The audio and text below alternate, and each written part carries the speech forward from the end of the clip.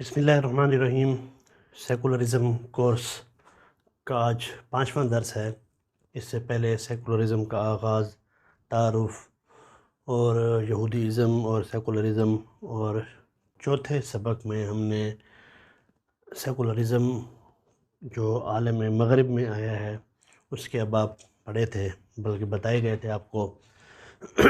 آج سیکولرزم عالم اسلام میں اس کے آنے کے اسباب کے حوالے سے بات ہوگی کہ سیکولرزم عالم غرب کے بعد عالم عرب اور عالم اسلام میں کیوں اور کیسے آیا۔ حالانکہ یہاں تو دین حنیف اپنی اصلی شکل میں موجود تھا۔ اس سوال کا جواب جو ہے نا وہ بڑا ہی سادہ سا اور آسان ہے، اور وہ یہ ہے کہ یہاں بھی کلیسا اور پوپ کی طرح، جس طرح عالم مغرب میں کلیسا اور پوپ تھے، تو یہاں پر بھی عالم اسلام میں بھی کلیسا اور پوپ کی طرح اہل مذہب نے دین کو خرافات میں بدل دیا تھا۔ کتاب الہی تو بے شک محفوظ ہے اور تا قیامت محفوظ رہے گا بھی۔ حدیث و فقہ کا مستند ذخیرہ بھی امت کا ایک علمی سرمایہ ہے، لیکن جیسے حدیثیں قرون اولیٰ سے ہی مبتدئین کی شاہ پر کھڑی جا رہی تھیں، اہل بدعت کی طرف سے، جھوٹے لوگوں کی طرف سے جھوٹی حدیثیں بنائی جا رہی تھیں، اسلام کی مقدس چھتری تلے کفریہ شرکیہ عقائد مسلسل ایجاد اور لانچ کرتے رہنے کا عمل شروع سے ہی جو ہے نا ایک وہ جاری و ساری ہے۔ اسی طرح کتابوں سے ہٹ کر عام مسلمانوں کی عملی زندگی میں مسخ شدہ اسلام جو ہے نا وہ رائج کیا گیا۔ حقیقی اسلام سے ان کا رشتہ بڑی ہنرمندی سے توڑ دیا گیا، اور پھر رفتہ رفتہ توحید الہی کی جگہ تعظیم غیر اللہ اور شرک جلی اور خفی نے جو ہے نا وہ اس کی جگہ لے لی۔ مسجدوں میں رب کی عبادت جو ہے نا وہ ماند پڑ گئی، لوگ کم ہو گئے مسجدوں میں۔ اس کی بنسبت مزارات اور درگاہوں پر ہر وقت مرد و زن کے مخلوط میلے جو ہے نا وہ لگنے شروع ہو گئے۔ عرسوں اور چہلموں کے نامانوس ناموں پر قبروں کی تزئین و آرائش شروع ہو گئی، اور تقدیس و پرستش جو ہے نا وہ شروع ہو گئی۔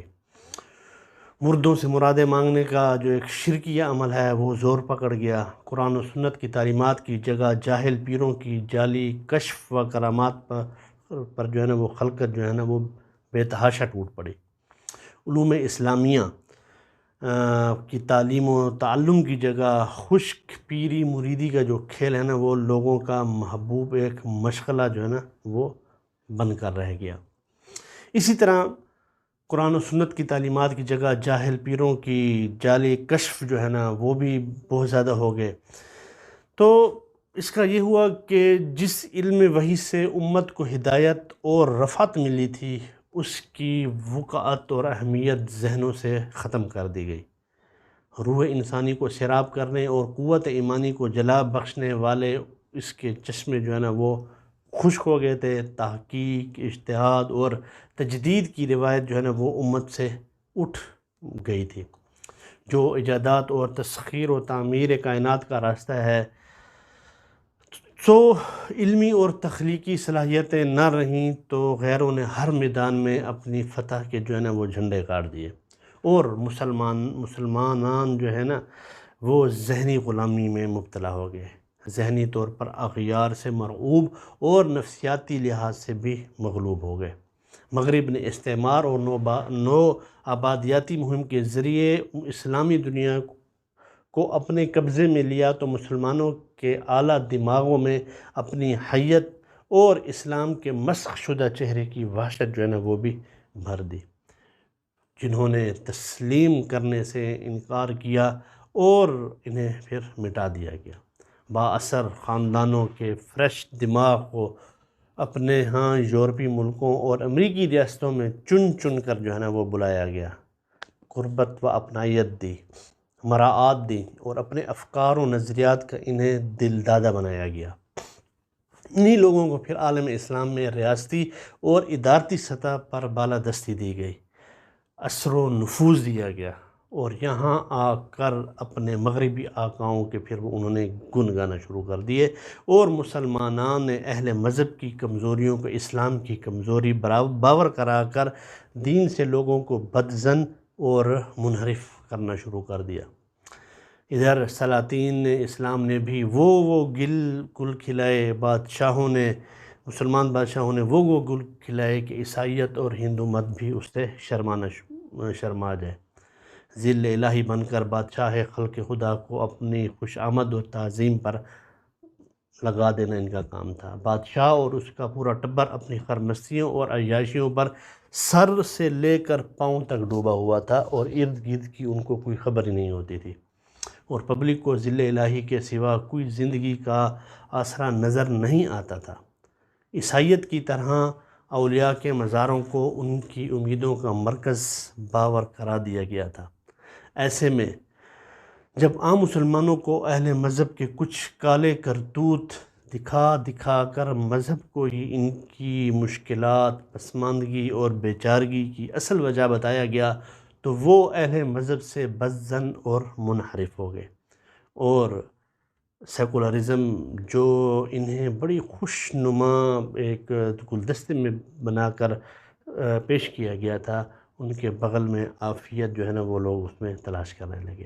اس کے ساتھ ہی پھر سیکولرزم کے عیار ڈیزائنر نے یہ بھی انہیں یقین دلایا کہ اسے اپنانے سے آپ کا کچھ نہیں جائے گا، نہ مذہب جائے گا اور نہ تہذیب۔ بس حکومت ٹھیک ہو جائے گی، ہر سو چین ہی چین ہوگا، ترقی اور تمدن ہوگا، اور مذہب جس کی جو مرضی اپنائے، کوئی روک ٹوک نہیں ہے، مذہبی پیشوا بھی اپنی چار دیواری میں جو چاہے کرتا رہے۔ ہاں، آپ کا اس کا رشتہ عبادت خانے، خانقاہ اور گدی تک ہوگا، یعنی کہ مذہب بھی پابند سلاسل نہیں، مگر اس کا دائرہ جو ہے نا وہ محدود ہے۔ یہ سیکولرزم نے ان کو سکھا دیا۔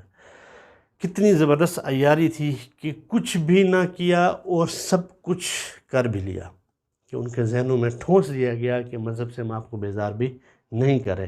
ادھر مسلم دنیا کے لیے دنیاوی تعلیم بھی ایسی ڈیزائن کی گئی تھی کہ اس میں مذہب کو ایک استحصالی تصور اور ترقی دشمن خیالات کا مجموعہ بنا کر پیش کیا گیا، کہ مذہب جو بھی ہوگا اس کی فطرت ہے، وہ عوام کا استحصال کرے گا۔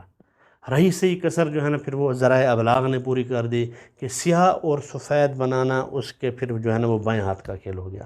میڈیا کو دینداروں کی نظر میں اور دین والوں کو میڈیا کی نگاہ میں برا بنا کر پیش کیا گیا۔ اب حرام یعنی کہ حد حرام میڈیا کو کھل کر مسلمانوں کے دل و دماغ سے کھیلنے کا موقع مل گیا، اور یوں عام مسلمان کے ذہن میں خلافت کی نہایت بری اور بدی اور وحشت ناک جو ہے نا وہ تصویر بٹھا دی گئی۔ لیکن پھر بھی جب تک خلافت جیسی بھی تھی، خلافت عثمانیہ کمزور تھی لیکن موجود تھی، وہ نہایت کمزور اور بے اثر ہو کر رہ گئی تھی۔ مرد بیماری ایک بیمار حالت میں جیسے کہ تھی، مگر استعماری قوتوں کو اپنا ایجنڈا مسلط کرنے کی جرت اس پر بھی نہیں ہو رہی تھی۔ 20ویں صدی کے شروع میں جب خلافت کا سقوط ہوا اور خلافت عثمانیہ ٹوٹ گئی، تو سب سے پہلے اسی مرکز خلافت یعنی کہ ترکی میں کمال اتا ترک کے ہاتھوں سیکولرزم جو ہے نا وہ براہ راست وہاں پر نافذ کر دی گئی، اور پھر دیگر عالم عرب اور عالم اسلام میں حسب حال اس کی جزئی یا کلی طور پر تنفیذ کا جو عمل ہے نا وہ ابھی تک جاری اور ساری ہے، اور اہل مذہب دور سے بس بے بسی کا ساتھ اس کو جو ہے نا اس کو دیکھتے رہے ہیں، دیکھ بھی رہے ہیں۔ تو اگر مختصر ایک چیز بیان کر دی جائے اس حوالے سے، وہ یہ کہ 4 چیزیں جو ہے نا استشراق، استعمار، غزو الفکری اور تنصیری سرگرمیاں جو ہے نا یہ سیکولرزم کا زہریلا پودا عالم اسلام میں برآمد کرنے کی بنیادی محرکات کے طور پر کار فرما رہی ہیں، جن کی تفصیل تو ایک علیحدہ ہی ٹاپک ہے، پھر کسی موضوع پر انشاءاللہ کریں گے۔ لیکن یہ جو وجوہات تھیں کہ یہ جو ہے نا سیکولرزم عالم اسلام کے اندر کیسے آیا، تو انشاءاللہ چھٹی قسط میں ہم یہ بات کریں گے کہ سیکولرزم کے اسلامی دنیا پر کون کون سے اثرات مرتب ہوئے۔ تو وما علینا الا البلاغ۔ السلام علیکم۔